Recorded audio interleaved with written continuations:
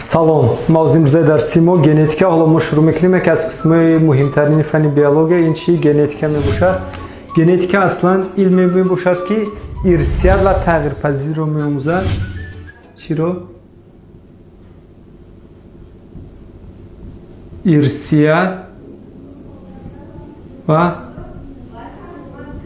тағйирпазирӣ ирсият ва тағйирпазириро меомӯзад. пеш аз оне ки мо доир ба ирсият ва тағйирпазирӣ маълумот диҳем, мо шурӯъ мекунем ба баъзе терминҳои истилоҳотҳое ки дар генетика бештар мо бо он чӣ рӯбарӯ мешавем. пеш аз ҳама шурӯъ мекунем аз омӯзиши ген. Ген ва ген дар куҷо ҷойгир аст ва чӣ гуна мо бо ген рӯбарӯ шуда метавонем, ҳоло мо тасвир мекунем ва мебинем. ҳоло дар расм мо чиро тасвир кардем? як хромосомаро. ин қисмати тасвиркардагӣ мо чӣ мебошад? ин хромосома мебошад. ин як хромосома аз ду то хроматида иборат аст. ин якта хроматида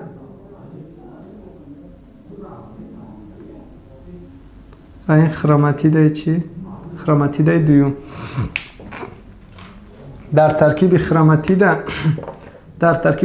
маводи генетикӣ яъне чӣ ҷойгир шудааст? КДН. КДН. ин сохторе ки мо мебинем чӣ мебошад? КДН мебошад. ва дар қисматҳои КДН аслан дар дохили хромосома пайваст шудааст бо чӣ? Бо сафедаи гистон. ин сохторҳо чӣ мебошанд? ин сафедаҳое ки мо мебинем, ин сафедаҳои тасвиркардаги мо сафедаҳои гистонӣ мебошад. Сафедаи гистон ин сафедаи сода мебошад. Сафедаи сода мебошад. вақте ки КДН бо сафедаи гистон пайваст мешавад, нуклеопротеидро ҳосил мекунад. Нуклеопротеид ин чӣ мебошад? Инам хромосомаи мо мебошад. Хромосома. ва бубинед ин таркиботҳо чӣ мебошад? ин таркиботе ки мо мебинем ина якта хроматида, дута хроматида. мо менависем чӣ? Хроматида. ин хроматида мебошад. ва ана ин сохторе ки мо мебинем ин қисмат китфо. инҳо чӣ мебошанд? китф ё душо. анами сохтор ина якта китф, ина китфи дуюма, ина китфи якум, китфи боло ва инаш бошад китфи поён. ва ана ин қисматчае ки мо мебинем нахе ин чӣ мебошад? теломер мебошад. теломер мебошад. ва ду то хроматида байни ҳамдигар пайваст мешаванд тавассути сохторе ки мо мебинем ном дорад сентромера. Сентромера ин маркази чӣ мебошад? Маркази хромосома мебошад. Маркази хромосома. ва мо каме пеш гуфтем доир ба чӣ? Ген. Ген чист? Ген ин як порчаи молекулаи чӣ? КДН ё хромосома. ҳоло мо як бор нишонем таркиби химиявии хромосома. таркиби химиявии хромосома. агар шумо таркиби химиявии хромосомаро назар кунед, таркиб ёфтааст аз чӣ? аз КДН плюс сафеда. яъне сафедаи гистон. ина КДН. ин сохторе ки мо мебинем сурх ишора кардем. КДН занҷири КДН аст. ва ин нуқтаҳое ки мо мебинем ин чӣ мебошад? донаи ки молекулаҳои сафедаи гистон мебошад. КДН ва таркиби химиявии хромосома аз КДН ва молекулаи сафедаи гистон таркиб ёфтааст. ва вазифаи асосии ин сафедаи гистон ин печтоб додани чӣ? КДН. занҷири КДНро чӣ мекунад? печтоб медиҳад. барои спирализатсия ин печтобхӯрӣ ва ба хромосома табдил ёфтани ин молекулаи КДН кӯмак мерасонад. ва мо гап задем ки ген чист? Ген ин порчаи молекулаи КДН. бибинед ин порчаҳо таркиби хромосома аз чӣ иборат аст?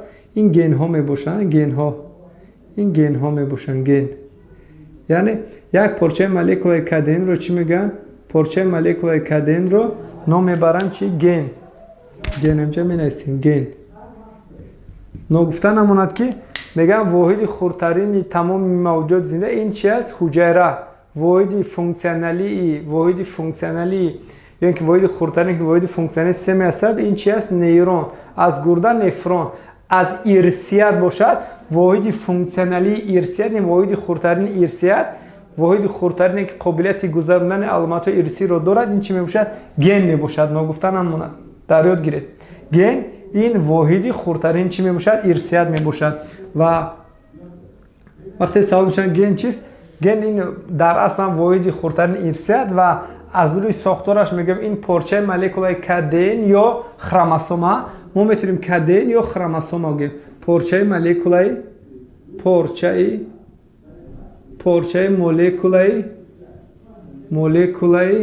مولکولای کادین یا خروموسوم. ببینید پارچه مولکولای کادین یا خروموسوم کی دایر به سینتزی سفیده معین اخبار دارد. کی دایر به سینتزی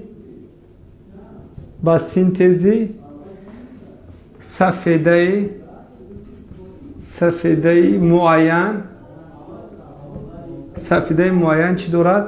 اخبار دارد. یعنی در گن دایر به سینتز مولکولای سفیده، در گن چی دایر به سینتز مولکولای سفیده چی جایگیر شده است؟ اخبار جایگیر شده است. فهمو در دایر به سینتز مولکولای سفیده اخبار جایگیر شده است. حالا یک بار ما دیدن میبریم یک پارچه مولکولای کادین در صورت گن تصویر کنیم. فرض کردیم این چی است؟ این گن اصلا از چی ترکیب یافته است؟ ترکیب گن از نوکلئوتید ها ساخته شده است. گن از چی؟ از نوکلئوتید ها. مثلا نوکلئوتید ادنین، گوانین، تیمین، سیتوزین، گوانین، ادنین، تیمین. خلاصه یک چند عدد نوکلئوتید ها با یک ترتیب معین در زنجیر کادین جایگیر می شوند و دایر به سینتز یک سفیده معین اخبار دارند. این پارچه رو چی میگن؟ گن می نامند. فهمو این گن دایر به سینتزی چی؟ دایر به سینتزی سفیده. یعنی دایر به سینتزی یگان سفیده اخبار دارد. سفیده از چی حاصل میشه؟ سفیده اصلا از حساب پی در پی امینوکیسلات ها. از حساب چی؟ امینوکیسلات پی در پی. یعنی از حساب پی در پی امینوکیسلات ها چی حاصل میشه؟ سفیده حاصل میشه. و همین امینوکیسلات ها چگونه در زنجیر سفیده، زنجیر پلی پپتیدی گفته، این زنجیر سفیده رو میگن، چگونه در زنجیر سفیده پی در پی جایگیر شوند. همین طرز جایگیر شوی امینوکیسلات ها در زنجیر پلی پپتیدی در کجا جایگیر شده است؟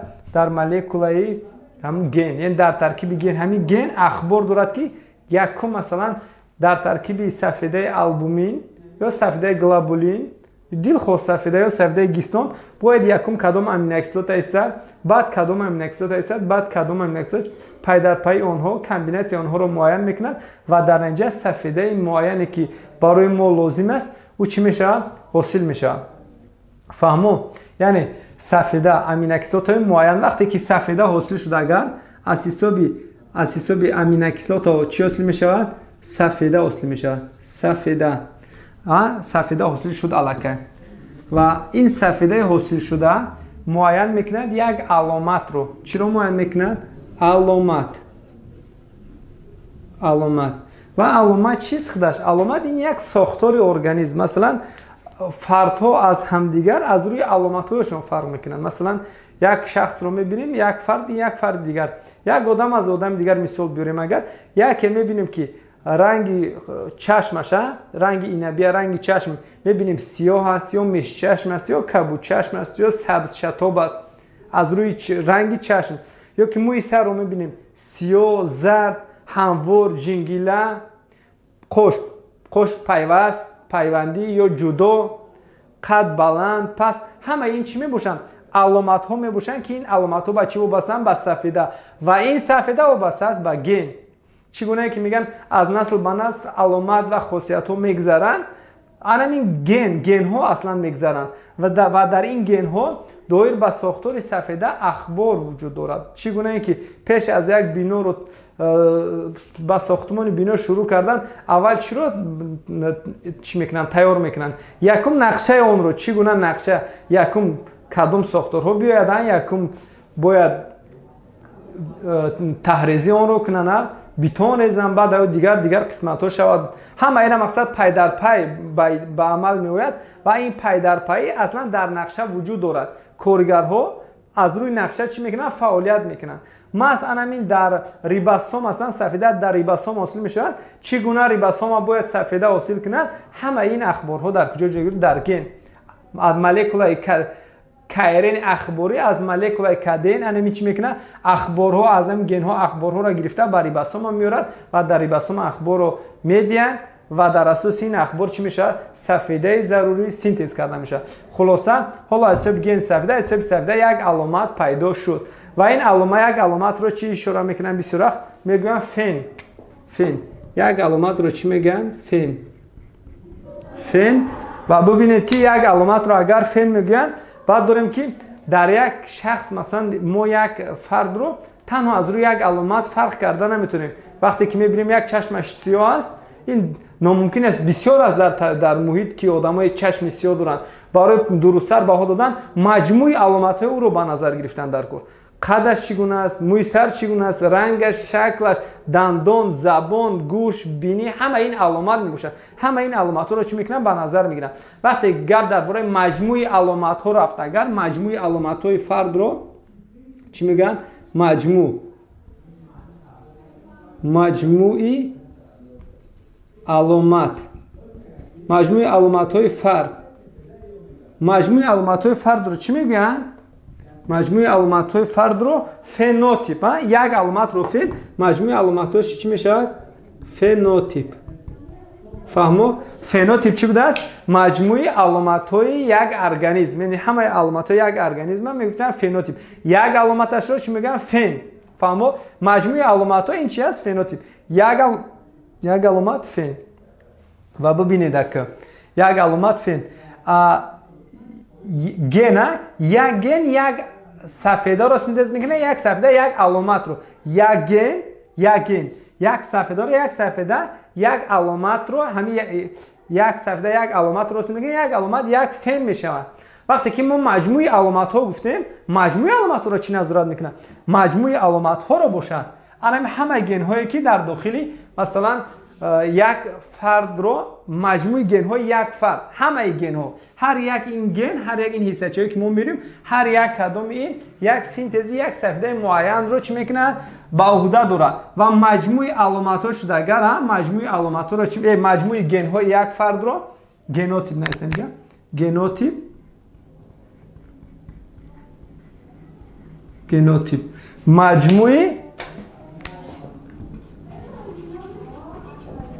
маҷмӯи генҳои организм.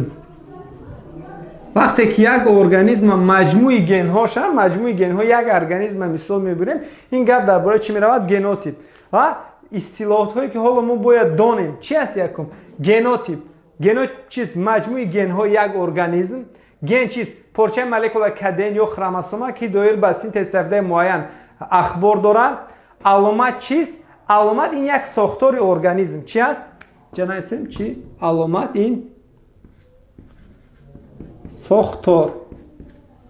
яъне як сохтори организм метавонад дар дараҷаи сохтор, дараҷаи молекулаӣ бошад.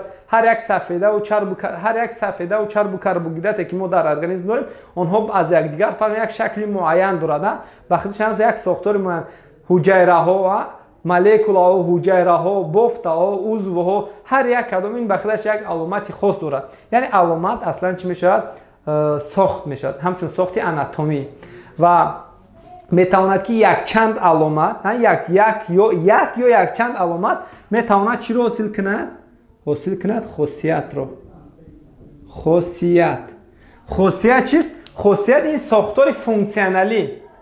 ин вазифа. Хосият вазифаи узв бофтаҳоро ба назар мегирад. Аломат бошад сохти онро ба назар мегирад. Хосият ин чи аст? Сохтори функсионалӣ, яъне вазоифӣ. функсионалӣ. сохтори функсионалӣ мебошад. хосият сохтори функсионали организм мебошад. хулоса мо имрӯз дидем, ҳоло дидем чиро?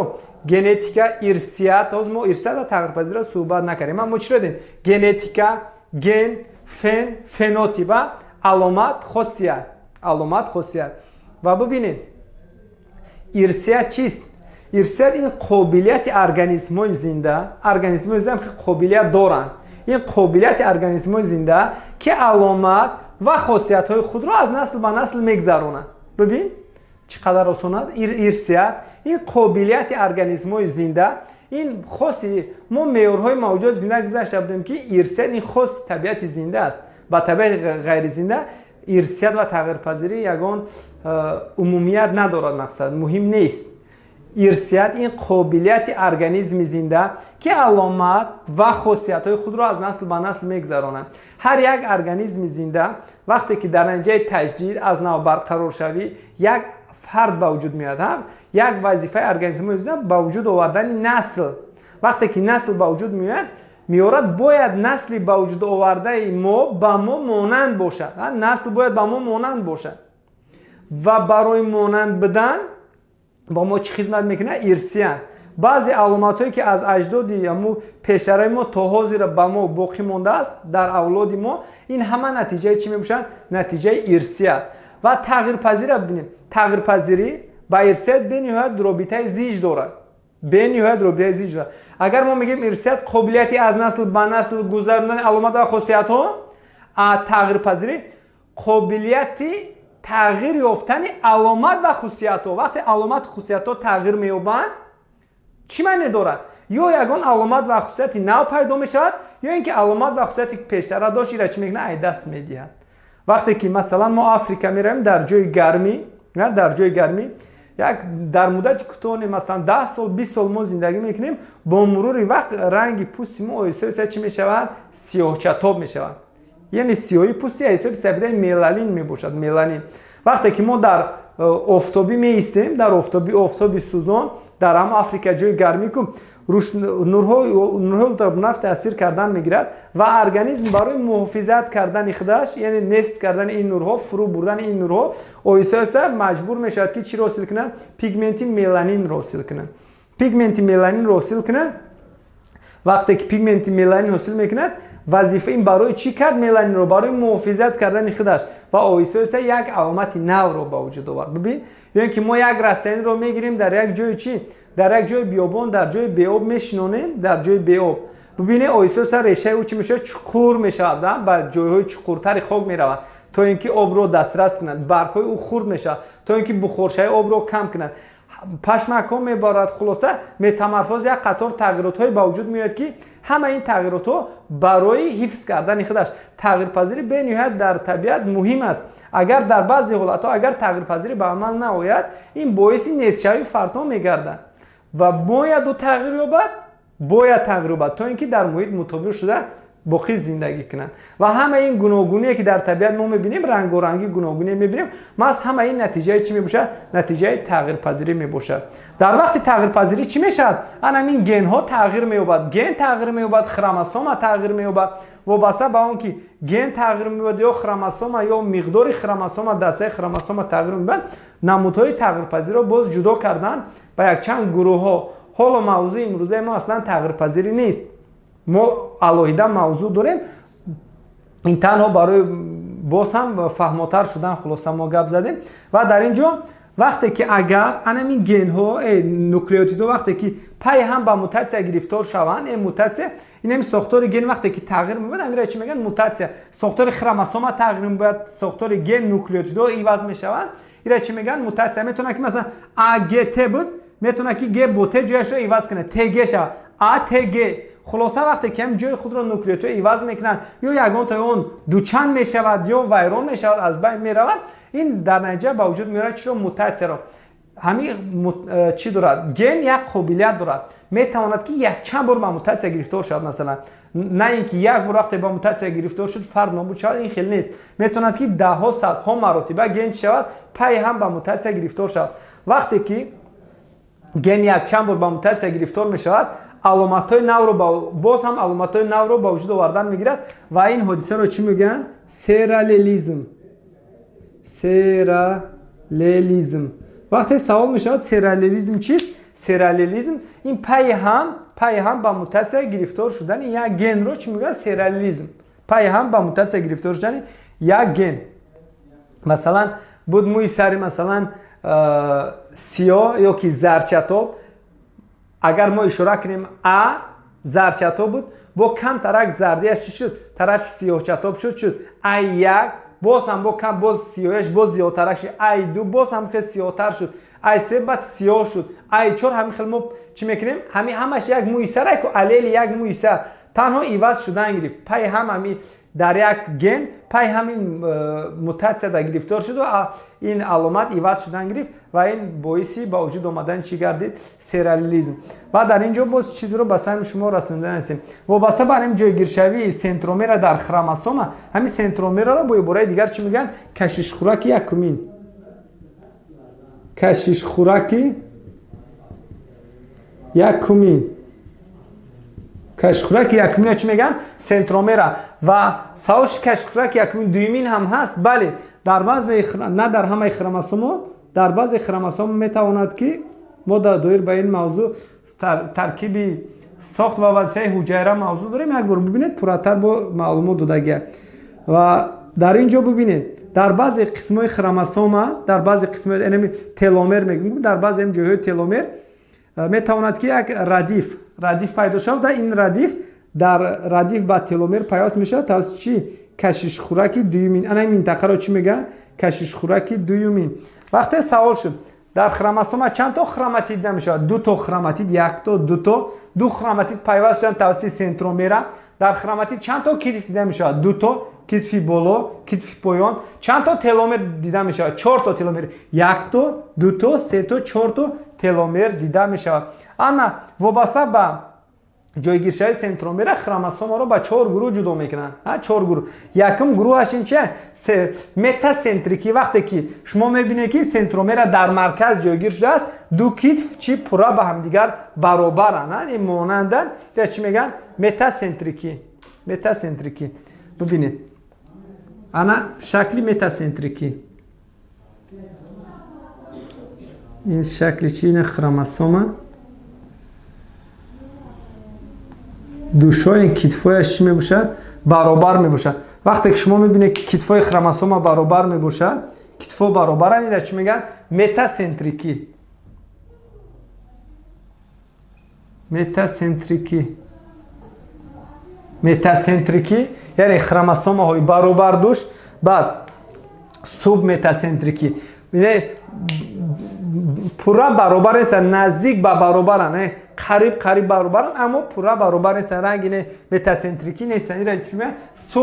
Суб ин наздик да ба сентрикӣ.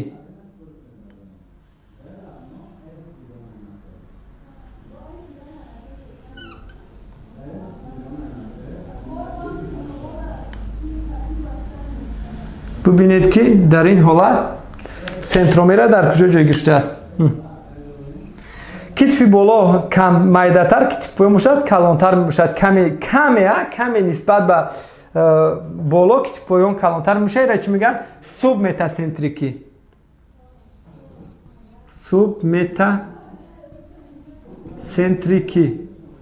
Субметасентрикӣ. ва вақте ки шумо мебинед ки нисбатан аён аст ки нобаробаранд, ира чӣ мегӯянд? Акросентрикӣ. сентромера дар як тараф қисмати боло масалан ҷойгир шудааст.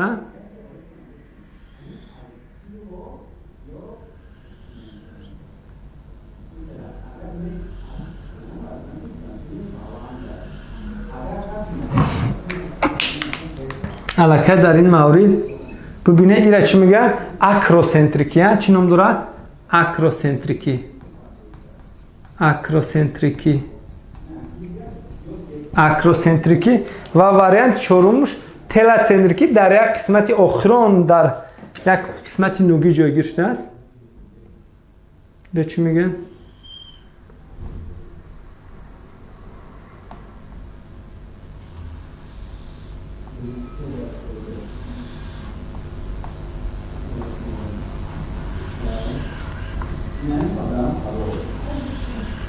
ин ном дорад чӣ? Телосентрикӣ.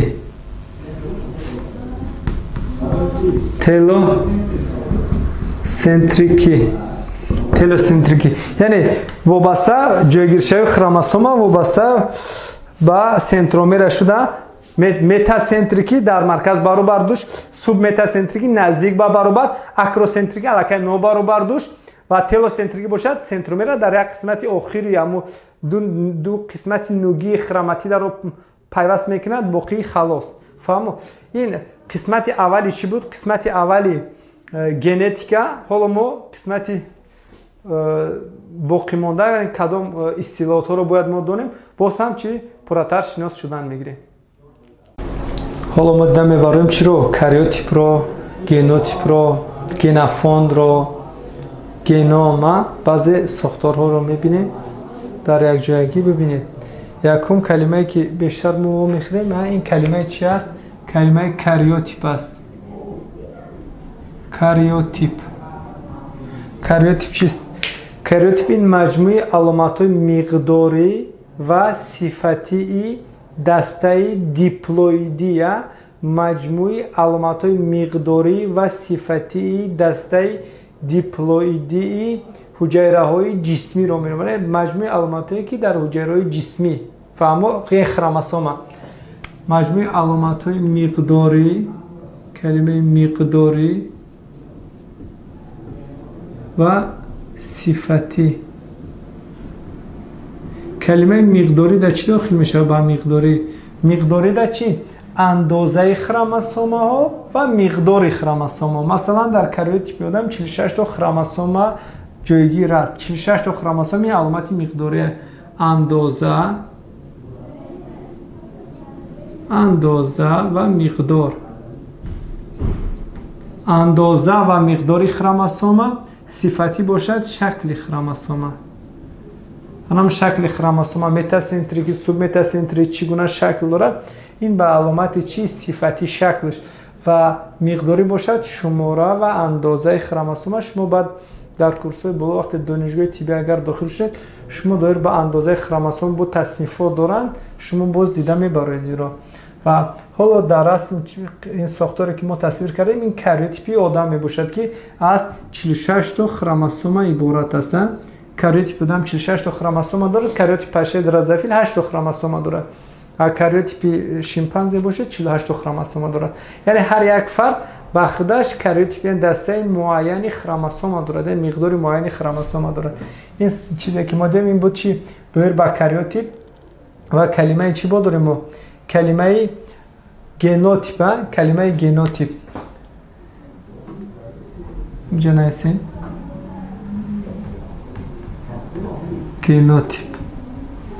گنوتیپ چیست؟ مجموعه گن‌های فرد را در دسته دیپلویدی، یعنی مجموعه گن‌های ارگانیسم در کجا؟ یک ارگانیسم همه گن‌هاش در دسته دیپلویدیش. یعنی چون که با داریم نطفه تخم حجره گپلوید است که فهمو مجموعه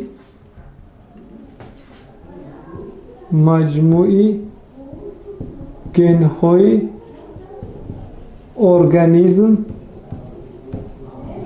در دسته دیپلویدی. مجموعه گن‌های ارگانیسم در دسته دیپلویدی. زیرا که ما با چی داریم اینجا؟ کلمه گنوم. و این خروموسوم که ما میبینیم از این خروموسوم چی فرق داره؟ اصلا اگر ما فرض کردیم که این حجره ها هستند، این حجره سوماتیکی میشه این حجره های جنسی. در آدم این حجره های سوماتیکی، این حجره های جنسی ما از کجا فهمیدیم؟ زیرا که در حجره سوماتیکی هر یک خروموسوم جفت خود را دارد و این خروموسومی که به هم دیگر جفت میباشند، یکیش از پدر اومده است این علامت مردانه و یکیش از کی از مادر اومده است این علامت زنانه. فهمو؟ یعنی خروموسومی که در ترکیب حجره جسمی جایگیر است همیشه آنها جفت قرار دارند، یعنی دیپلوید میباشن. ببینید هر یک این جفت یکم داره دو تا خروموسوم، این جفتی دوم، جفتی سوم، جفتی چهارم، پنجم، جفتی 22م، جفتی 23م، یعنی هر یک خروموسوم جفت میباشن. و در اینجا ببینید این جفتی خروموسوم یکی از پدر یکی دیگر از کی از مادر میباشد و این خروموسوم هایی که از پدر و مادر اینجا اگر ببینید همینجا اگر این رو نطفه قبول کنیم اینش رو تخم حجره این یکم خروموسوم با یکم خروموسوم پدر یکم خروموسوم ترکیبی نطفه از مادر است یکم خروموسوم ترکیبی تخم حجره از مادر این از نطفه از پدر وقتی که باردارشوی به عمل میاد این حجره ها آمیز می‌یابند خروموسوم هر یکی باید جفت خود را یابد یکم خروموسوم ترکیب نطفه با یکم خروموسوم ترکیب تخم حجره یکجا میشود نزدیک میشود زیرا که آنها به هم دیگر چی مانندند از جهت شکل اندازه مقدار گن ها و این گونه خروموسوم را چی میگن خروموسوم گومولوگی یک بار نویسیم ما داریم خروموسوم های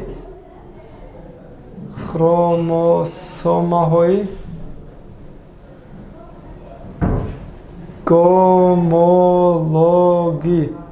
خروموسوم گومولوگی میشه خروموسوم مانند خروموسوم که چی شکلش اندازه‌اش مقدار گن هایش به هم دیگر مانند باشند این گونه خروموسوم را خروموسوم گومولوگی میگن حالا ما باز برمیگردیم به خروموسوم گومولوگی زیرا که در جایهای اخیری خروموسوم گومولوگی گن های علیلی جای گیرند دایر به گن های علیلی معلومات میتیم بازم پراتر میکنیم این رو و برمیگردیم به گروه دومی حجره ها ببینید در این حجره ها خروموسوم ها جفت خود را ندارند در این گروه حجره ها خروموسوم جفت خود را ندارند و در گروه یکم دیدیم که حجره سومت که خروموسوم جفت خود را دارند در گروه دوم باشند خروموسوم ها جفت خود را ندارند فهمو خروموسوم جفت خود را ندارد از این رو ما چی میگیم این دسته خروموسوم را گاپلوید یعنی گاپلوید زیرا که خروموسوم چی ندارند جفت خود را ندارند انا اینجا ببینید گنوم چیه مجموعه گن هایی که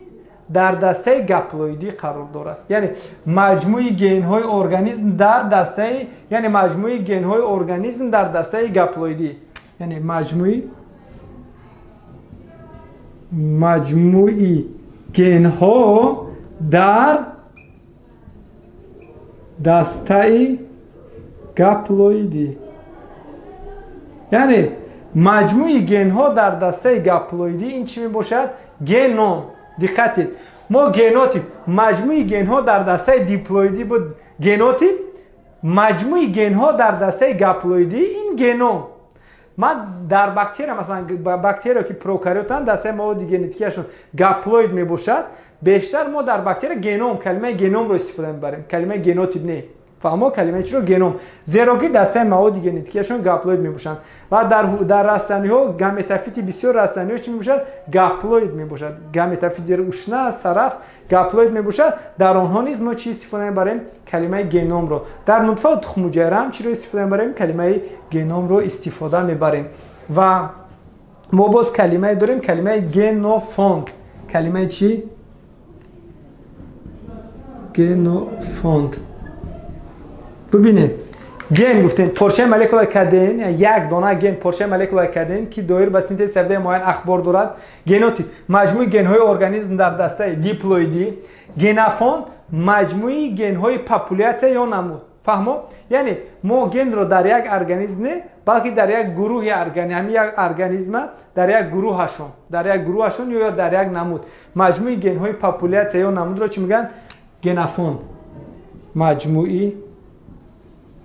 مجموعی گن های پاپولیاسیا یا نمود مجموعی گن های پاپولیاسیا یا نمود رو چی میگن مجموعی گن های پاپولیاسیا یا نمود رو گنوفوند میگن و ببینید ما داریم حجره های جنسی و حجره های جسمی باز داریم خروموسوم های جنسی خروموسوم های جسمی یا اتوسومی میگیم ببینید وقتی که گپ درباره حجره جنسی می رود حجره هایی که دسته مواد ژنتیکیشون خروموسومشون گاپلوید است یعنی دسته مواد ژنتیکی اگر در کدام حجره اگر گاپلوید باشد اصلا در آدم بگیریم در آدم دسته مواد حجره هایی که نطفه و تخم حجره دسته مواد ژنتیکیش گاپلوید می باشد این گونه حجره چی میگن حجره جنسی و حجره جسمی باشد دسته مواد ژنتیکیشون دیپلوید می باشند یعنی هر یک خروموسوم جفت خود را داشته باشد اگر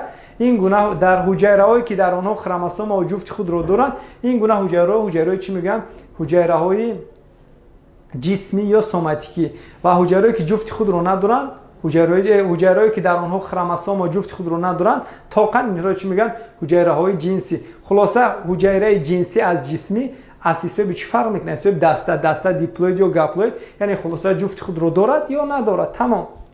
و وقتی که گپ درباره خروموسوم میرود، ببینید خروموسوم در آدم جفت یکم، دوم، سوم، چهارم هم میبیاد تا جفت 22، یعنی از جفت یکم تا جفت 22 خلاصه 44 تا خروموسوم داخل میشه.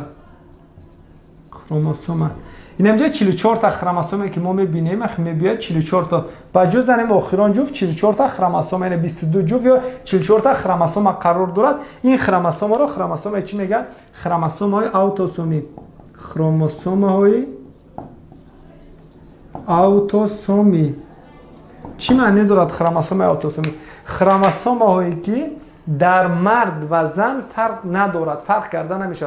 اگر ما در مرد یا زن ببینیم 22 جفتی اولش از یکم تا 22، در مرد هم تنها x، در زن هم تنها x، یعنی 44 دونه x در مرد، 44 دونه x در زن، یک تا 44 در مرد، یک تا 44 در زن، یک فرقیت نداره، همش x یک رنگ. و آخران جفتی جنسی می باشد، یعنی معین خروموسوم جنسی که وظیفهشون معین کردن جنس می باشد. مثلا آخران جفت، وقتی که می بینید آخران جفت در جفتی آخران دو دانه می غلطه، در مردها می بینید چیه؟ XY و در زنها باشد XX و این گروه خروموسوم را خروموسوم چی میگن؟ جنسی. نویسیم یا را چی میگن؟ جفتی آخران رو خروموسوم های جنسی. زیرا که محض از حساب همین خروموسوم ها، از حساب جفتی آخران ما معین میکنیم چی رو؟ جنس رو.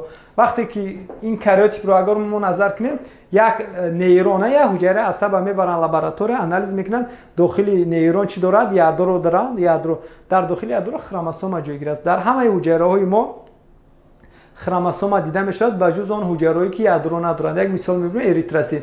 در اریتروسیت عصبی که یادرو ندارد ما معین کردن نمیتونیم مثلا عصب اریتروسیت جنس رو. اما از روی لیوکوسیت که یادرو دارد، یک لیوکوسیت اگر لابراتوری برند ترکیب خروموسومش معین کنه، از روی یک لیوکوسیت ما معین کردن میتونیم که این مرد است یا اینکه زن، یا حساب یک حجرهایی که در اپیتلیای پوست است، این حجره را اگر برن لابراتوری یادرو دارد، یادرو ویر اگر نظر کنن همین تنها دقت میکنن به آخران جفت. اگر آخران جفت نگاه کنن XY است، میگن XY باشه این چی است؟ این ارگانیسمی که هم دایر به همین بود، هم از همین همین حجره را ما از ارگانیسم میگرفتیم که البته اون کی بود؟ این کس مرد بود. یا از لوبی دهان میگیرن، از بسیار عضوهای بدن میگیرن و این همه اصلا حجره رو باید دقت کنید در داخل حجره چی است؟ یادرو کاریوتیپ معین کردن، از حساب آخران جفت چی را معین میکنن؟ جنس رو معین میکنن. خروموسوم جنسی برای اون میگن که معین کننده جنسه. حجره جنسی برای چی میگن؟ برای اون که در افزایش جنسی اشتراک میکنند. حجره جنسی در افزایش جنسی اشتراک میکنند. خروموسوم جنسی معین کننده جنس مرد و زن بدن از همین وابسته. مثلا در مرد گفتیم XY پسر، در زنها XX زن، آخران جفت. و در قسمت زیادی ارگانیسم به همین به مانند آدم است. اما یک گروه ارگانیسم مثلا در قسمت پرنده ها همین برعکس می باشد. وقتی که شما میبینید که در پرنده ها ما داریم کلمه گوموگامیت، کلمه گتروگامیت، همین را نگفتیم. ببینید حالا فردی مرد میگن گتروگامیت است، گتروگامیت. از زن باشد میگن چی؟ گوموگامیت. یعنی گوموگامیت XX مانند است یک خیلی از گوموگامیت. وقتی که گوناگون باشد گتروگامیت. در پرنده ها برعکس. بازی در آدم جنسی مرد گتروگامیت، زن باشد گوموگامیت. در پرنده ها برعکس. مثلا خروس جنسی مرد می باشد اما گوموگامیت است. موکیون باشد او گتروگامیت. حالا در آدم اگر از نگاه بیولوژی نظر کنید، پسر یا دختر تولد شدن این وابستگی دارد از چی؟ این وابستگی دارد از مرد، زیرا که ایگریگ در کریوتیپ مرد دیده می شود. در وقت گامتاگنز میگذره حاصل شه حجره‌های جنسی یعنی گامت حاصل میشه. ببینید این همین از کریوتیپ مرد بود، از سیستم کریوتیپ مرد دو گروه حجره حاصل شد. هر دو این نطفه است. حالا ما در مثال اگر میبینیم هر دو این نطفه است. نطفه این نطفه یکمش 23 تا X داره، نطفه دوم 22 تا X و 1 تا Y داره. اگر نطفه ها به دو گروه جدا شدن، نطفه هایی که آینده از آنها جنسی زن تولد میشد و نطفه هایی که از آنها آینده جنسی مرد تولد میشد. اگر نطفه یکم تخم حجره تنها کریوتیپش به همین یکم مانند دارد، در ترکیب یادروی تخم حجره 23 تا خروموسومش همش X است، Y یگان تا نداره. وقتی که اگر نطفه یکم اگر با تخم حجره اگر آمیزش یابد در نتیجه دختر تولد میشود، زیرا که Y ندارد. اگر نطفه دوم اگر چی شود با تخم حجره اگر آمیزش یابد در اینجا پسر تولد میشود. از این رو پسر تولد شدن به زن یگان وابستگی ندارد، اصلا وابستگیش به کی میباشد؟ به مرد میباشد، زیرا که ایگریگ در ارگانیسمی که در حجره های مردانه یعنی در حجره مردانه نطفه وجود قرار دارد، نه در تخم حجره خلاصه. فهمو؟ حالا ما دایر به خروموسوم گومولوژی با گن های علیلی کمی معلومات داریم. بعد از این شروع میکنیم به حاصل کردن گامیت ها. خروموسوم گومولوژی گفتیم خروموسومی که از جهت شکل، اندازه و مقدار گن ها به هم دیگر مانند باشند. این خروموسوم را چی میگفتم؟ خروموسوم های گومولوژی. و ببینید ما کوشش میکنیم تا اندازه خروموسوم رو با هم دیگر چی کنیم؟ تصویر کنیم مانند.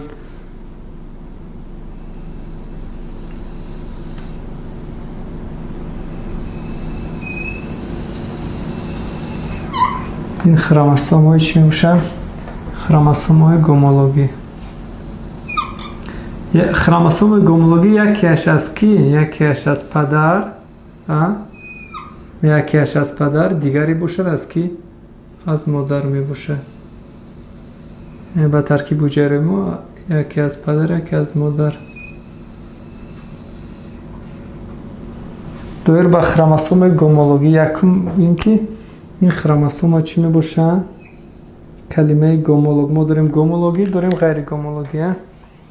خروموسوم های گومولوژی یعنی خروموسوم گومولوژی.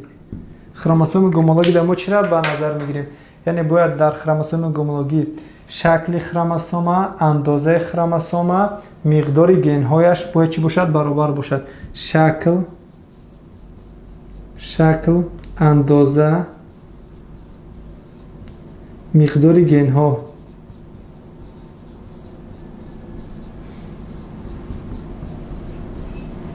شکل، اندازه و مقدار گن های به هم دیگر برابر داشته باشند. اگر این خروموسوم را چی میگن؟ خروموسوم گومولوژی. و در خروموسوم ها چی جایی گشته است اصلا؟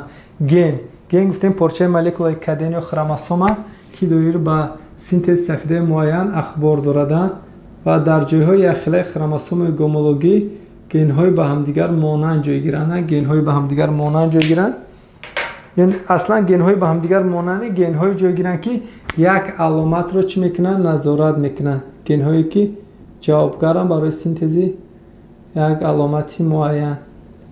فهمو؟ برای یک علامتی معین. و در دیگر وریانت جایگیر شوی گن رو در خروموسوم، این منطقه را چی گفتیم؟ گن. جایگیر شوی گن رو در خروموسوم لوکوس میگن. لوکوس ما تصویر کرده میبینیم هر یک این رو.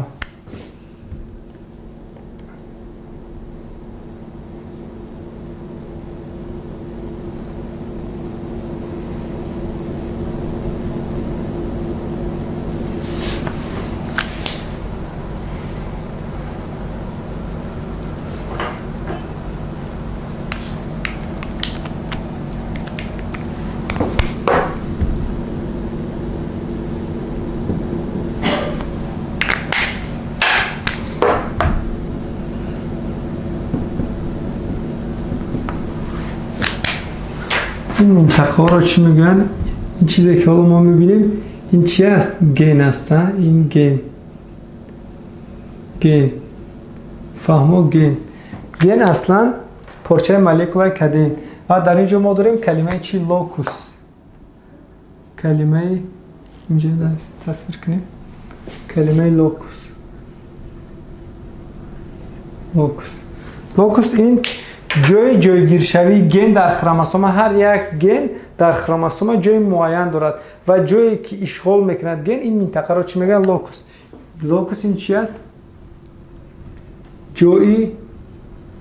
جایگیر شوی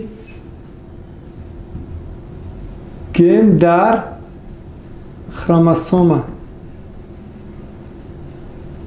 جایگیر شوی گن در خروموسوم لوکوس نام دارد. و ببینید گن ها اصلا ترکیب جمع کمی پیش نگاه کردیم از نوکلئوتید ها ترکیب یافتند. در ترکیب گن نوکلئوتید ها جایگیر است و در وقتی که مسئله های ژنتیکی ما کار میکنیم برای آسانی کار، یعنی برای آسان شدن ما گن ها رو با حرف های اشاره میکنیم، حرف های لاتینی. فرض کردیم که این منطقه این در همین خروموسوم گومولوژی شکل اندازه مانند در جاهای یخیله شون گن های یخیله قرار دارد. چه خیلی میفهمیم ما این رو. ببین یعنی گن های الیلی جایگیر هستند. گن های الیلی این اینجا هست کلمه حرفی اشاره کردیم یک گن رو با حرف ا، یکی رو اشاره کردیم با حرف ای خورد. ببینید که در اینجا چگونه ما باید فهمیم. حالا یک خروموسوم یکیش از کی؟ از مادر، دیگری از پدر قرار دارن. حالا و در اینجا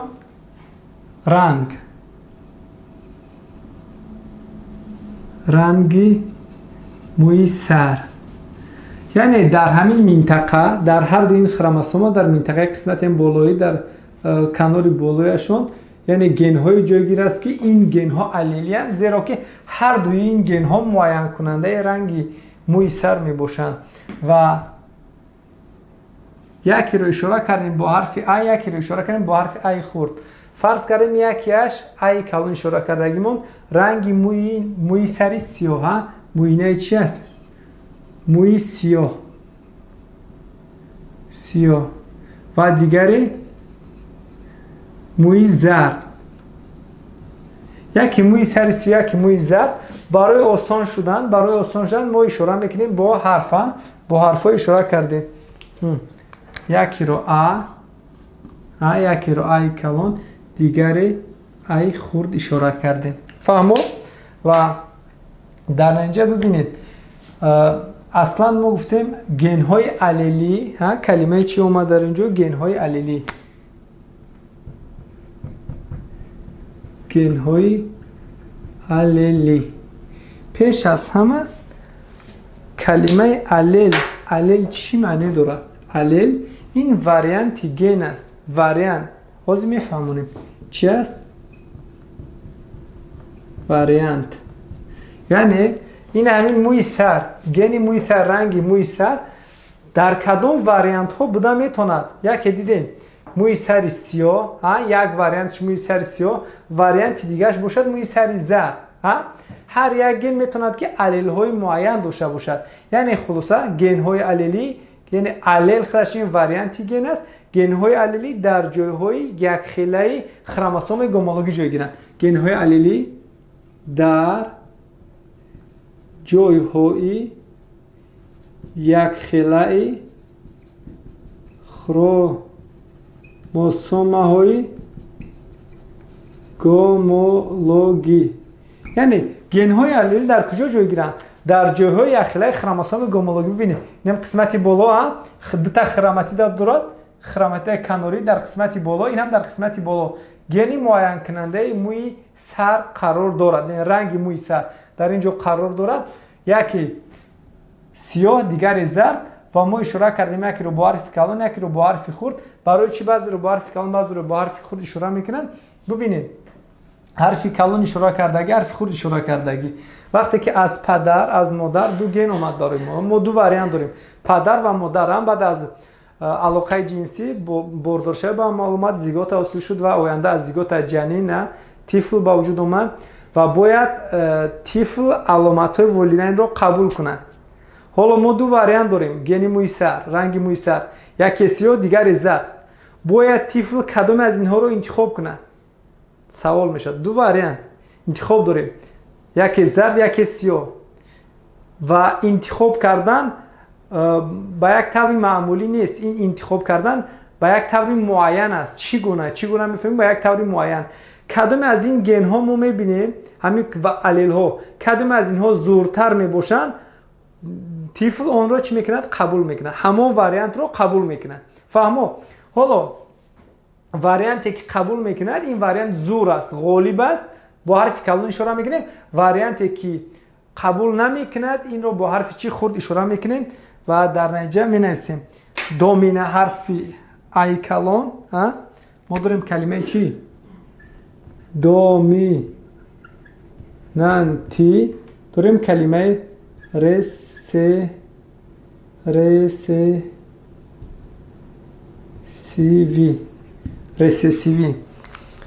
دومینانتی را اشاره کردیم با حرفای چی؟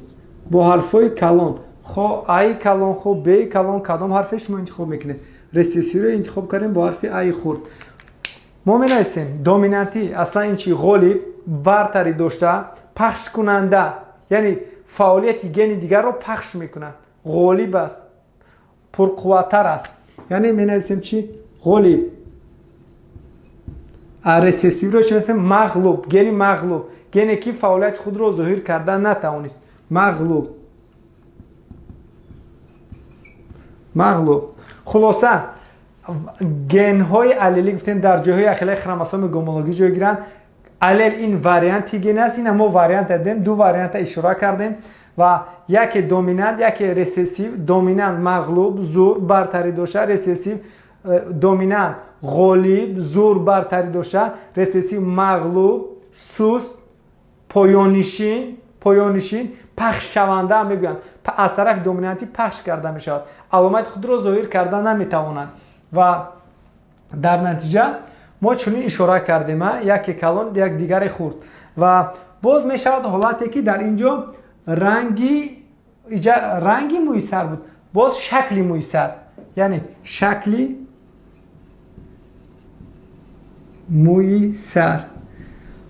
موثر هم شکلش میتواند یک چند واریانت داشته باشد. میتواند هموار باشد، موثر هموار، میتواند جینگیلا باشد، میتواند هموار جینگیلا و باز دیگر نمودها. و ببینید اگر فرض کردیم که در اینجا دو تا اشاره کردیم، بی کلانه، هر دویش با یک رنگ اشاره کردیم، یعنی مانندن. ببینید مانند، دقت. شکلی موثری چی؟ جینگیلا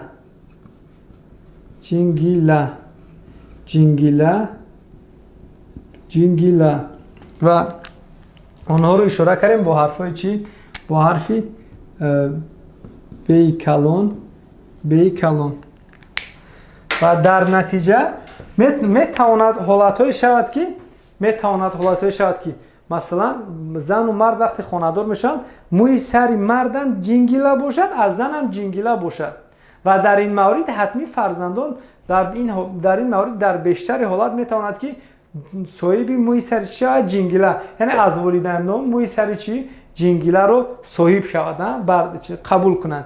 و بسیار وقت ما دومینانت رسسیوی بودن را از شرط مثلا میتید که مثلا دقت دیگه مثال میبرم، میگه در آدم گن موی جینگیلا برتری دارد نسبت به موی سر هموار.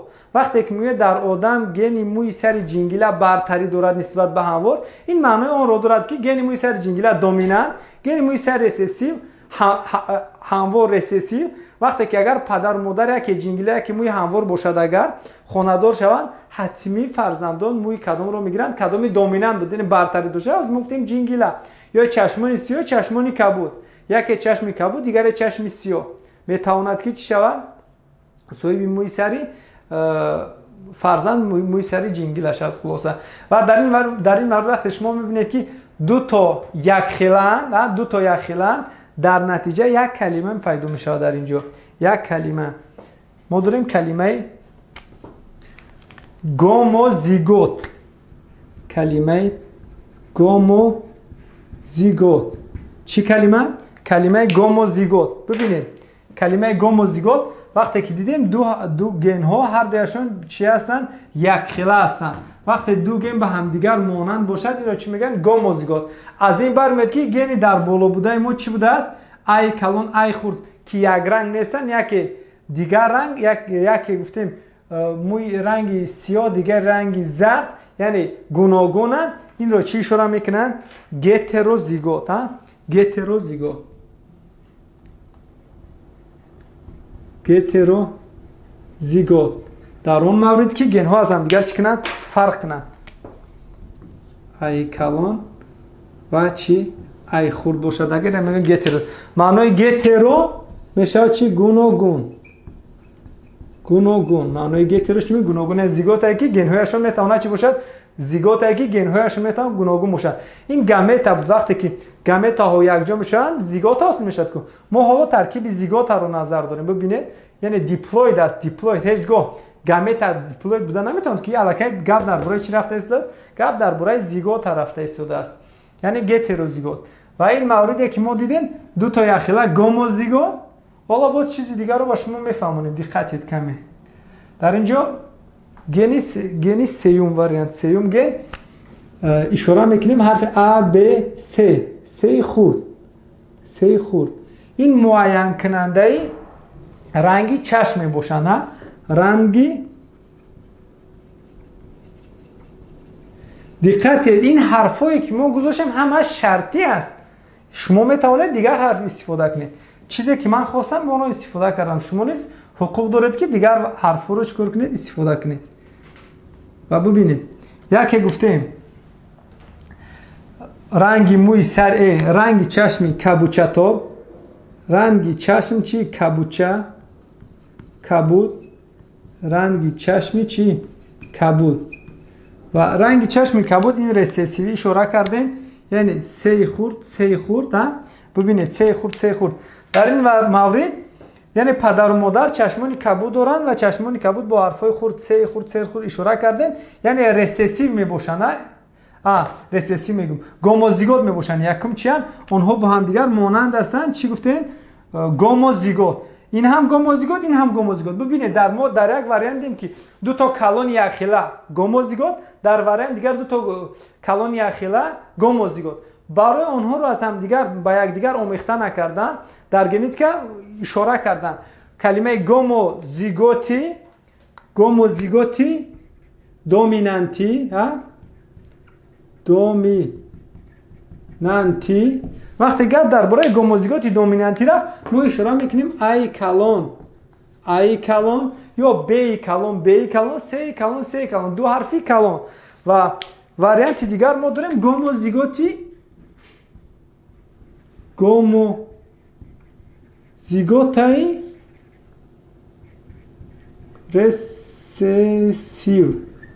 رسیسیوی. و در این مورد اشاره میکنن با دو حرفی خورد ای خوردن. یعنی خلاصه ما دیم کلمه گومو چی میشود؟ یک خیله. گوموزیگوتی دومینانتی دو تا گن یخیله دومینانتی یعنی کلون، دو تا گن یخیله خورد. یعنی که اشاره میکنیم با چی؟ با کلمه های رسیسیوی. فهمو؟ و این قسمت های مهمترین در درس امروزه ما بود و میتواند باز حادثه چلیکشایی به عمل بیاد. کراسینگویر که در موضوع توماس مورگان بار دیگر ما اینو باز پراتر میفهمونیم. حالا ما دیدن میباریم طرز حاصل کردن چی رو؟ طرز حاصل کردن گامیتا چگونه گامیتا را حاصل میکنن؟ دیدن میباریم. دقتی از همه قسمتی مهمترین اگر طرز حاصل کردن گامیتا را اگر شما فهمید فکر میکنم دیگر قسمت های ژنتیک برای شما نه اونقدر مشکلی ایجاد میکند. یعنی حاصل کردن گامیتا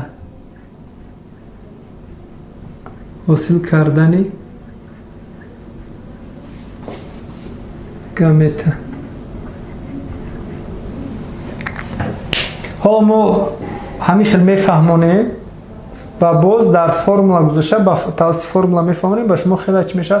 آسان میشه. ببینید ای کلون شما میدونید که ای کلون این چی است؟ این گوموزیگوت دومینانتی، گوموزیگوت دومینانتی و نگفتن نماند یک باره شما در یک فرمولای همین فهمونم خوبش دو در درجه n، دو در درجه n این نشونه n در جای n ما مقداری گتروزیگوت رو میمونه، مقداری گتروزیگوت. حالا ای کلون گوموزیگوت دومینانت گوموزیگوت. ببینید این فرمولا با جای n ما چی میمونه؟ گفتیم با جای n ما مقداری گتروزیگوت ایاد نبرد گتروزیگوت. این چی است؟ گوموزیگوت. در همین ارگانیسم ما چند تا گتروزیگوت میبینیم؟ یگان تا، 0 تا نداره و ما اشاره میکنیم 2 در درجه 0. 2 در درجه 0 از نگاه متماتیکی جواب میشه چند؟ 1. یعنی 2 در درجه 0 چند است؟ 1. انا ببینید از فردهای گوموزیگوت دومینانتی، از فرد گوموزیگوت دومینانتی چند تا گامت حاصل شد؟ 1 تا. یعنی حجره یک تا حاصل شد. فهمو؟ 1 تا نه، اصلا یک تیپ چه قدر اگر حاصل شود همه اونها یک تیپ هستند. یعنی چند تیپی گامت حاصل شد؟ یک تیپی گامت حاصل شد. و باز اشاره میکنیم ای خورد گوموزیگوت ریسیسیو. از گوموزیگوت ریسیسیو چند تا حاصل میشود؟ باز هم گتروزیگوت ندارد، 2 در درجه 0 جواب میشود چند؟ 1. یا اینکه اگر شما میتوانید امیرا مثلا نویسید که یک تا ایجا اینا حاصل کنید میکنید، اما هر دو اونها با یک تیپ مثلا یک خیلن اختصار میشود میموند 1 تا. این واریانت خطی هم شما خوب دارید کار کنید. و این بود گوموزیگوتا. این گوموزیگوتا بعد ببینید باز ای کلون بی کلون علاقه این دیزیگوتی دو علامت به نظر گرفتن، دو علامت وقتی به نظر گرفتن در این مورد ببینید این از این چند تا گامت حاصل میشد. باز هم فرمولا داریم. ببینید این گوموزیگوتی دومینانتی در این ارگانیسم یگان تا ما گتروزیگوت ندیدیم. 2 در درجه 0 1. یعنی از این هم حاصل میشه چند تا گامت؟ 1 تا گامت حاصل میشه A B. یعنی در ترکیب این گامت تنها 2 علامت قرار دارد. در اینجا ما در مد اول میدیدم از 1 تا علامت سر کرد، 1 علامت گرفت، بعد 2 علامت، حالا 2 علامت رو به نظر گرفتیم. و ببینید باز واریانت دیگر ای کلون بی خورد. دقت امیرا میبینید بعضا میگه 2 تا حاصل میکنه، ایش دیگر نه. باز هم ببینید چند تا گتروزیگوت نیست، اینا گوموزیگوت. ما هیچگاه ا رو با ب مقایسه نمیکنیم چون که الیل ا است، الیل ب ا رو با ا، ب رو با ب مقایسه میکنیم. ای کلون بی خورد، ب رو با ب، ا رو با ا. فهمو؟ و در اینجا گتروزیگوت نیست، 2 در درجه 0 میشه چی؟ ای کلون بی خورد در ترکیبی گامت. فهمو؟ و اگر چند تا هم اگر باشد، اگر شما دقتید ای کلون بی خورد سی کلون اگر سوال شد که از این چند تا گامت حاصل می شود، از تریزیگوت چند تا حاصل می شود، از این هم 1 تا حاصل می شود. 1 تا اینه گوموزیگوت از این چند تا حاصل می شود؟ 1 تا. 2 در درجه 0 ندارد یگان تا گتروزیگوت. این میشه چی؟ ای کلون بی خورد سی کلون. تنها 1 تای از این فردا رو چی میکنیم؟ در پایان می نویسیم. و بعد این دایره‌چه میگیریم. دایره‌چه برای آسان شدن، جدا کردن اختیار داد. میخواید دایره‌چه کنید، میخواید نکنید. جواب شما با هر حال باید حاصل کنید بروره. انا این بود فرطای گوموزیگوت. همه این از فرطایی که ما اشاره کردیم گوموزیگوت بود. از دیل خو گوموزیگوت اگر 100 تا هم اگر نویسن، اگر ای کلون بی خورد سی کلون دی خورد زی کلون میلیون اگر کنن، اگر 2 در درجه 0 برآمد شما دیدید، اگر تمام چی جواب چی میشه؟ 1 تا 1 تیپی گامت حاصل میشه. و وقتی که شما میبینید که ای کلون ای خورد علاقه این چیست؟ ای کلون ای خورد این گتروزیگوت است. گتروزیگوت. و در حال ما میمونیم 2 در درجه چند؟ 1. و جوابی ما چند میشود؟ 2 дар ҷайра 2 кара 1 мешавад 2. фаҳмо аз ин организм чӣ ҳосил мешавад? Аз ин мебарояд ай калон ай хурд. яъне аз фарди моногетерозиготӣ, моно якам моногетерозиготӣ ҳосил шуд чанд то типи гамета? 2 типи гамета ҳосил шуд. ва бисёр вақт барои сари шуморо тоб додан иша ишора мекунам. боз ай калон ай хурд, бей калон бей калон. аз ин чанд то типи гамета ҳосил мешавад? боз ҳам назар мекунем чанд то гетерозигота дорад. танҳо гетерозигота чанд то дорад? танҳо 1 то гетерозигота дорад. тамом. 2 дар дараҷаи 1 чанд мешавад? 2. мо ҳами ара мебурорем, ара мебурем. ай калон ай хурд, бера дар бараш мегузорем. бе тағйир беоро мемонем. тамом. 2 типи гамета ҳосил шуд. фаҳмо боз ишора мекунанд чӣ?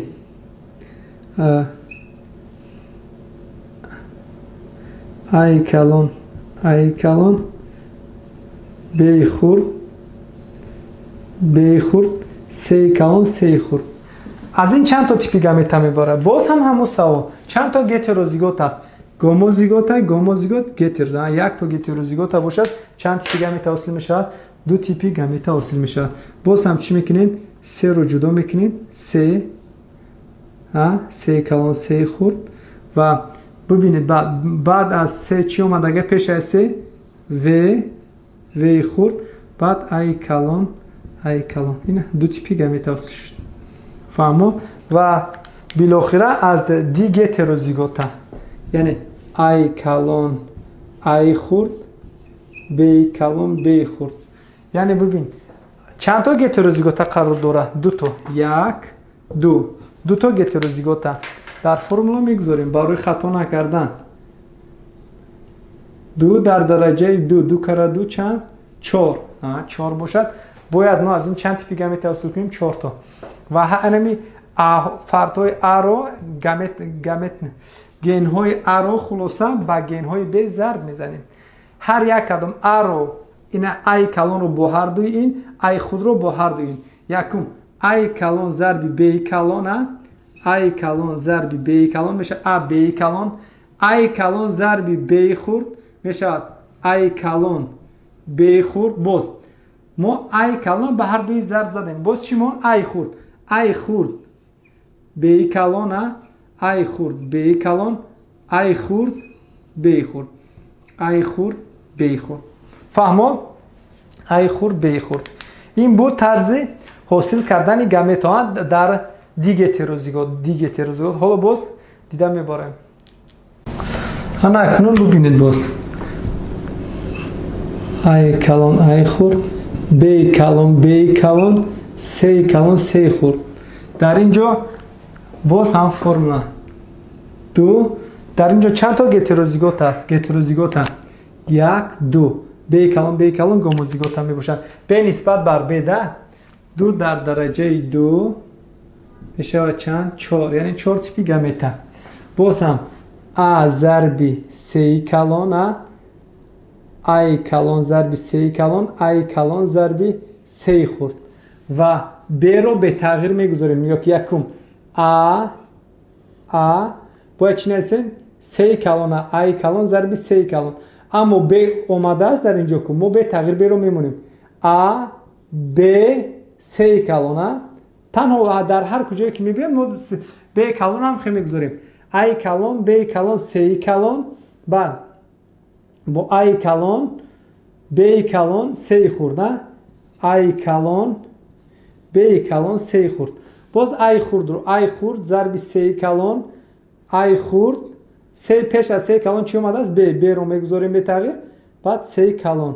боз ай хурд зарби сей хурд, ай хурд беро бетағйир мегузорем чӣ? сей хурд. фаҳмо? ва ин ҳоло мушкил нест. вақте ки агар ададҳо зиёд шудан гирифт каме бо мушкилӣ мо рӯбарӯ мешавем.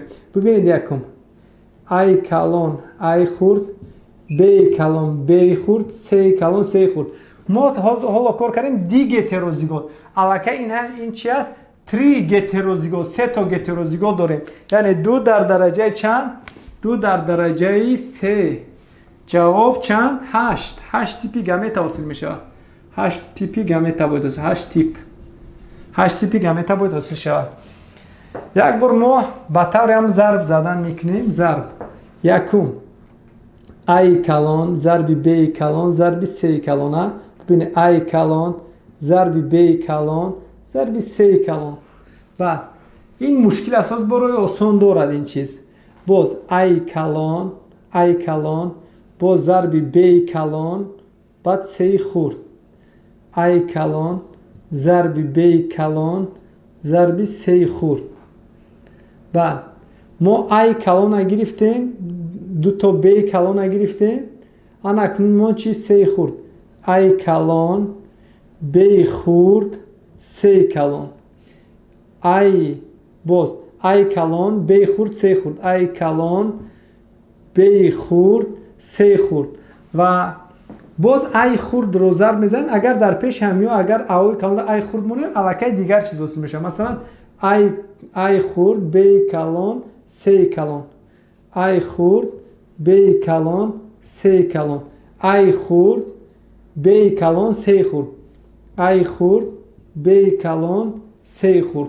باز ای خورد با بی خورد میگیریم. ای خورد بی خورد سی کلان. ای خورد بی خورد سی خورد. ای خورد بی خورد سی خورد. باور کنید اگر هر چقدر عددها زیاد شدن میگیرد الکی مشکلی ایجاد میشه. ما در این مورد خوبترش با فرمولا گذاریم خوبتر میشه برای ما. چگونه فرمولا قطعی را کار کردن ممکن؟ ببینید ای کلان بی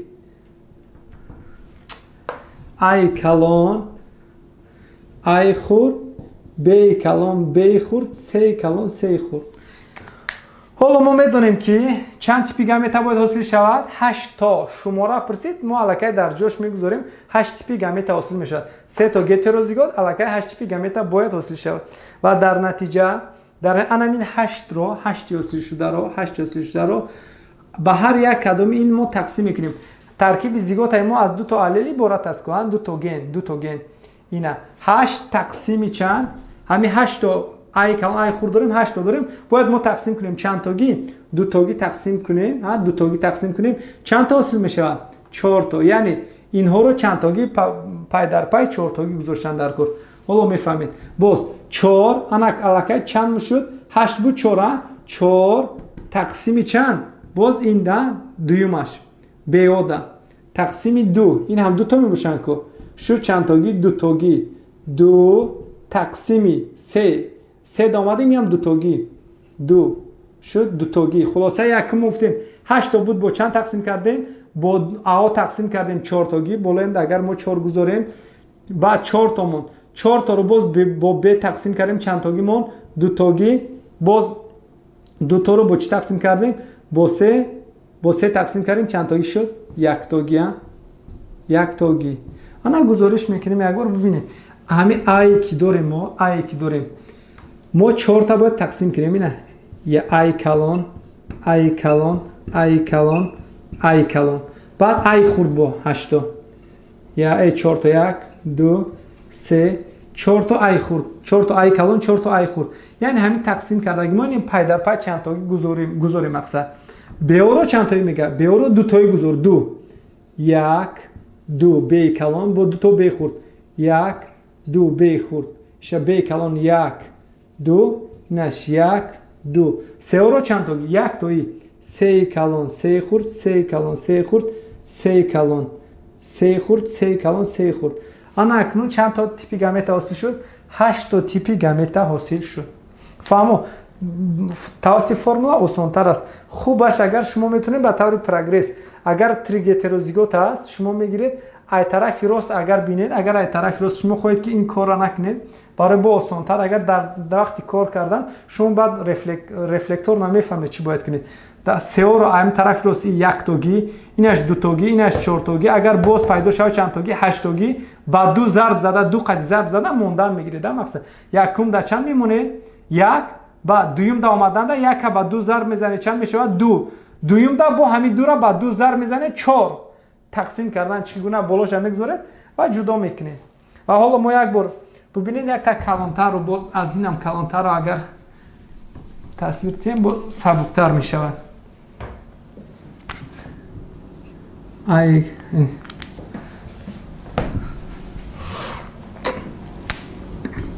ای کلان ای خورد، بی کلان بی خورد، سی کلان سی خورد، دی کلان دی خورد. الکی در اینجا اگر ما بینیم دو در درجه 4 چند میشه؟ 2 ضرب 2 درجه را به فکر من 2 ضرب 2 ضرب 2 ضرب 2 2 کره 2 4 2 کره 2 4 4 کره 4 چند شد؟ 16. یعنی چند تیپ باید حاصل شود؟ 16 تیپی گامیتا باید از این حاصل شود. چند تا؟ 16 تیپی گامیتا. ما گفتیم هم وریانت، چند وریانت قد شما میتونید؟ یکم هم از طرف راست میگیریم، اگر در بلایش چند میگذاریم؟ 1. در بلایش 1 میگذاریم. بعد 1 باقی دویمش آمدن ده 1 ضرب 2 در بلایش چند؟ 2 تا اینکو در بلایش چند میگذاریم؟ 2. 2 ضرب 2 4 4 ضرب 2 8. فهمو 8. همین 16 تا رقم حرفی که ما داریم باید 16 تا رو ما پای در پای جایگیر کنیم، در امورا جایگیر کنیم. در این مورد چی میگه؟ در مورد یکم میگه که 16 تا عدد داریم، ما باید همین را چقدر تقسیم کنیم؟ 8 تاگی تقسیم کنیم. 8 تا اینه 1 2 3 4 5 6 7 8. ای خورد با 1 2 3 4 5 6 7 8. ب باشد چندای 4 تاگی 1 2 3 4 1 2 3 4 1 2 3 4 1 2 3 4. ببین یکم ب کلان 4 تا ب کلان 4 تا ب خورد 4 تا ب کلان 4 تا. 3 باشد چند 2 تا 3 کلان 2 تا 3 خورد 1 2 1 2 1 2 1 2 1 2 1 2 1 2 1 2 و د باشد 1 تاگی د کلان د خورد د کلان د خورد د کلان د خورد د کلان د خورد د کلان د خورد د کلان د خورد د کلان د خورد د کلان د خورد. خلاصه در این مورد ببینید چند تا 16 تا تیپی گامیتا الکی حاصل شد و در یک مورد شما را میتوانند چیکار کنند؟ در رفتی حاصل کردن گامیتا شما را در یک راه فریب دهند کمتر، نه سر شما را توپ دهند کدام وریانت می شود. ما اگر در فرمول استفاده کنیم چی را؟ همین وریانت می شود که ای کلان ای خورد ب کلان ب خورد سی کلان سی کلان. مثالی عادی در اینجا شما میبینید بسیار وقت شما الکی عادت کردگی هستید. اگر وقتی کار میکنه استرازا بالای دا میمونه، میگه بالای 3 دا چند؟ 1 انا 1 تا طرف رو چپ میگذاریم 1 تا است با چند ضرب میزنیم؟ با این 2 ضرب میزنیم، این 2 تا یک ضرب میزنیم چند؟ 2 با 6 گذاشتن دا بالای عدم موندن دا 2 رو با چند؟ با 2 تا ضرب میزنیم چند؟ 4. فهمو؟ ضرب زدیم. الکی ما فکر کردیم که چند تا گامیتا یازی الکی چند تا گامیتا حاصل میشه از روی قاعده. خیلی اگر وقتی در متمتیکی نمیمونه شما اهمیت نمیدید نمیشه 3 رو. حالا که در اینجا چند تا هتروزیگوت قرار دارد؟ در اینجا 1 2 تا هتروزیگوت قرار دارد. باید شما چند تا گامیتا حاصل کنید؟ 2 در درجه 2 برابر 4 تیپی گامیتا باید حاصل کنید. اما شما کار میکنید دیگه چند تا تیپی گامیتا حاصل میکنید؟ ببینید اره چند تا گذار گفت؟ 4 تا گه 1 2 3 4 ای خورد 4 تا 1 2 3 4. با ب چند تاگی؟ ب 2 تاگی 1 2 1 2 1 2 1 2 3 1 تاگی 1 ای هم کلان ایش هم کلان 3 3 3 1 تا اینش 1 تا دیگر امرشه 3 3 3 3 3. ببینید چی حدیث روی داد. شما حاصل کرده 8 تیپی گامیتا 8 تا گامیتا حاصل کرده 8 تیپ. اما دقت اگر در این مورد در موردی که شما میبینید که در گامیتا و گن های اخیله اگر پیدا شد این مورد شما حقوق داره اونها رو چیکار کنید؟ اختصار کنید. 8 تا نایست که الکی خطا میشد. ما دیدیم از قاعده کو چند تا 2 تا هتروزیگوت باید چند تا گامیتا حاصل شود؟ باید نه زیاده از 4 تا.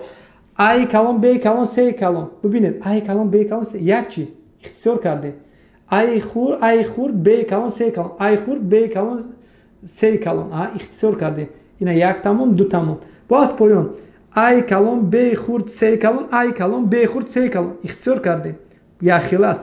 Фардо яхиларо мо ихтисор мекунем. a хурд b хурд 3 калон a хурд b хурд 3 ихтисор кардем. Чанд та монд? 4 تا типи гаметаи ҳам гуфтагӣ мо чӣ шуд? ҳосил шуд. Фаҳмод? Дар маркази миллӣ то ҳами дигибрид омаданаш айни ҳол имконият дорад, ҳозираш ба имконият дорад ки то ҳами ҳадди аққал шумо бояд ҳами қаракор карда битонед. a калон a хурд b калон b хурд. Донед ки аз ҳамин 2 дар дараҷаи 2 4 типи гамета ҳосил мешавад. Хоб ба таври математикӣ агар монед ида чӣ кор мекунем? Болои ида 1 зарби 2 2 дар инҷа тақсим мекунем. аро чанд то? 1 2 ай хурдам то 1 2 бера бошад 1 тоги 1 та b калон 1 та b хурд 1 та b калон 1 та b хурд. Як вариант шумо метонед бо ино кор кунед. Варианти дигар мо ками пеш гап задем. ай калон ай хурд b калон b хурд. Кадом варианти шумо да осон? Мо ин тарзи охирӣ нест, бо дигар роҳҳо дорад, роҳҳои осон. Агар бинед ягон роҳи осон бошад дар ҳам компютера нависа партоед, боз мо ҳам мебинем як бор мақсад чӣ вариантҳо дорад. ҳоло бо дар мавзӯи оянда мумкин бо роҳҳои дигарша ман карда мепартом шумода. Нигоҳ кунед. a калон b калон якум a калон b калон a калон b хурд a калон b хурд a хурд b калон a хурд b калон a хурд b хурд a хурд b хурд. ина дар ин мардам 4 та ҳосил шуд. Дар ин мардам 4 та ҳосил шуд. шумо кадом роҳи қатъӣ метавонед наметавонед? Якум диққате ки бояд миқдори гетерозиготаро фаромӯш накунед.